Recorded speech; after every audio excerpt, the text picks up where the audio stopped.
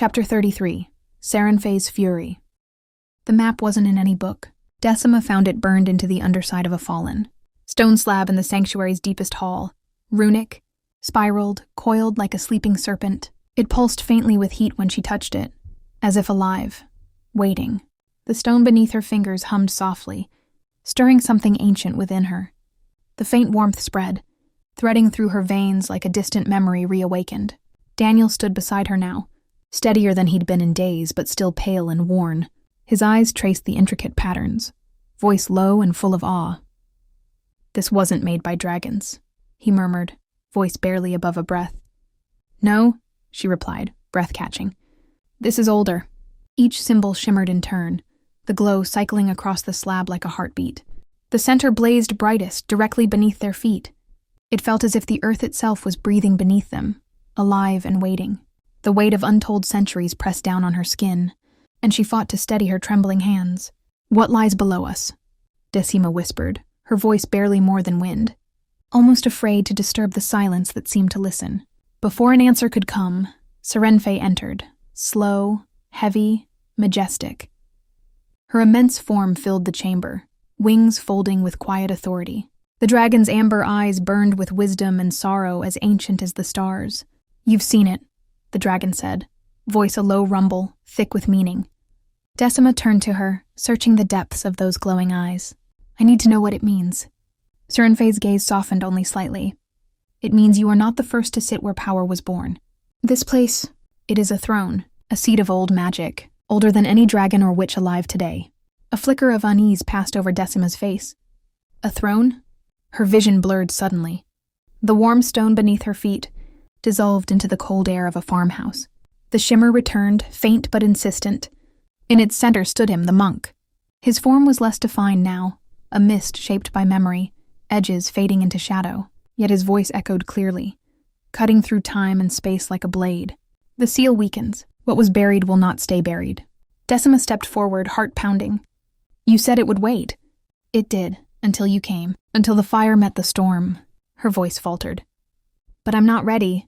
Then someone else will bleed in your place." His hand lifted, fingers weaving through the air. A second thread of burning light spiraled upward, glowing red gold in her eyes, fierce and unforgiving. "Only one can sit the crown below, but all will pay the price if they choose wrong." His form unraveled like ash caught in wind. The shimmer snapped shut. Decima blinked, finding herself again beside Serenfae. Beneath her feet the runes had changed.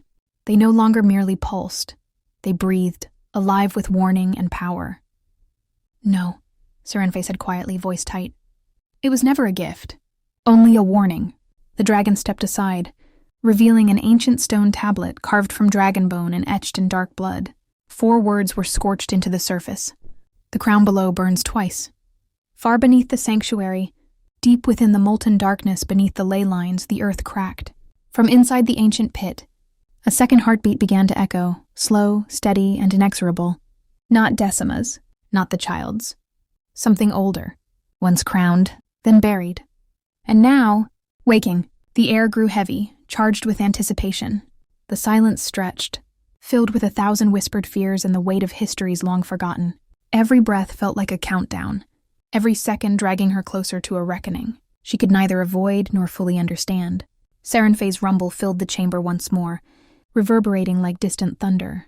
"The throne you seek is not simply a seat of power.